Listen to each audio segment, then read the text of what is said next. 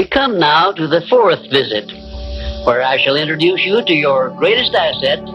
And with this introduction, the master key to success will be within your easy reach.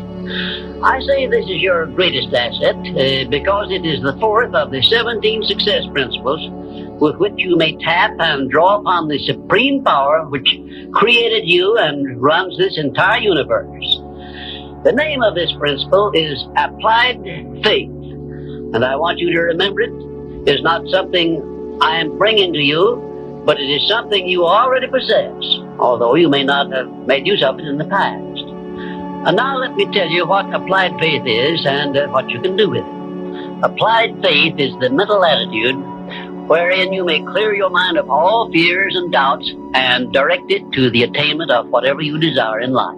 In our first visit, I told you that you and I and every person were blessed with the privilege of complete control over but one thing, and that is the exclusive right to take possession of our own minds and direct them to the attainment of whatever we desire in life.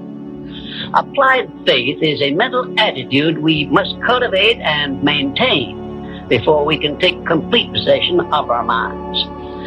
It is the means by which we may break the seal of that envelope I mentioned in our first visit and take full possession of the 6 forms of riches we get in return for taking possession of our minds and using them. Those 6 riches were, as you may remember, sound health, peace of mind, a labor of love of your own choice, freedom from fear and worry, a positive mental attitude, and material riches of your own choice and quantity.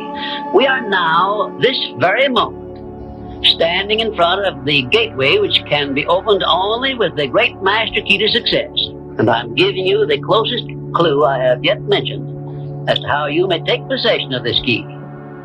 In order that you may condition your mind to embrace and use applied faith, you must understand that there are 2 ways in which you can use faith.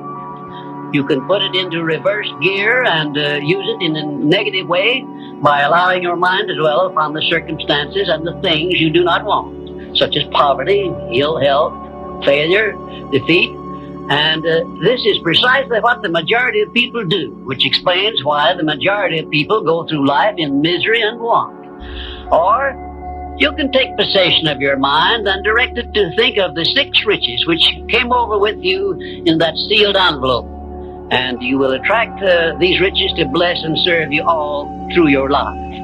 Isn't it a strange fact that most people make a negative application of their great power of faith by thinking about and believing in poverty, ill health, fear, failure, and defeat, when it would be so easy for them just to change their thinking over to the circumstances and things they desire?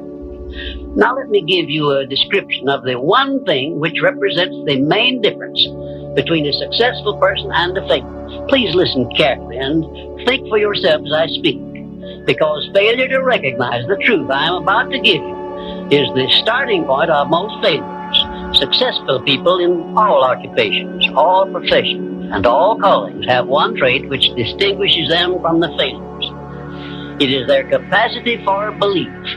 The failures see the hole in the donut, but do not see the donut around the hole. The successes see the hole also, but they see the donut around the hole. Thomas A. Edison believed that he could perfect an incandescent electric lamp, and despite the fact that he failed over 10,000 times before he was crowned with success, he made his belief uncover the secret for which he was searching. Give one guess as to how many times the average person must fail before he quits. Fails because of the lack of capacity for belief. How many times can you meet with defeat before you give up the ghost and quit? Henry Ford believed he could build a self-propelled vehicle which would take the place of the horse and buggy. And despite the ridicule of relatives and neighbors and the lack of finances, he transmuted his belief into an industrial empire which changed the entire American way of life. Mind you, Ford did this with very little education and no operating capital to begin with. You perhaps have an idea or a plan which would be useful to other people, but you have done nothing about it because you lack the self-confidence to give you a start. In other words, you are now where Henry Ford was before he built the first model of his world-famous automobile. Mr. Ford broke through that wall of fear, which may now be holding you back. Belief is truly a magic word because it is the beginning of all successes. It is the very foundation of civilization. It is the one quality you must develop before you can make use of the great master key to success. To be successful, you must become a person with a great capacity for belief, and the place to start believing is with yourself. You should begin by recognizing that you were born with the privilege of complete control over your own mind. You should also recognize that by the application of the master key to success, which I am passing on to you through these visits, you can take full possession of your mind and make it yield you whatever you demand in life. Observe, I use the word demand, not beg. The Creator never intended for you to beg for anything. If He had, He would not have blessed you with full control over your own mind.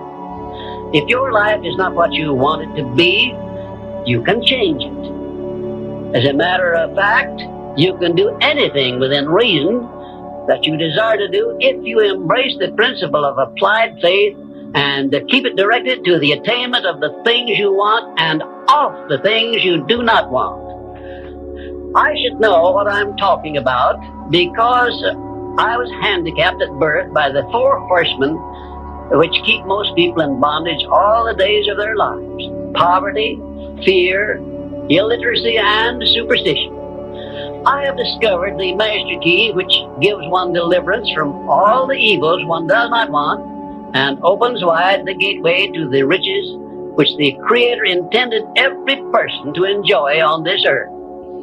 Applied faith is the only means by which the master key can be appropriated and used. Therefore, I give you these instructions through which you may create a mental attitude which is favorable for the expression of faith. 1. Know what you want and believe that you can and will get it. 2. Give expressions of gratitude many times daily for having received that which you want, even before you actually get physical possession of it. Possession starts first in the mind. Please remember this. 3rd, keep your mind open for hunches from within. And when you are inspired to action, do not wait, but move on your own personal initiative at once. Remember, there can be no application of applied faith without action. 4th, when overtaken by defeat, as you may be many times, remember that man's faith is tested many times before he is crowned with final victory. And accept your defeat as nothing more than a challenge to keep on trying. And 5, a burning desire for the things or circumstances you want is the starting point of all applied faith. Be definite, believe, and act. And keep on acting if at first you meet with defeat. 6, when doubt creeps into your mind, remember that whatsoever a man believeth, that shall he also reap. Remember, faith is not something you get. Faith is something you already have. But you may be using it in reverse gear by believing in the circumstances and things you do not want, the things you fear.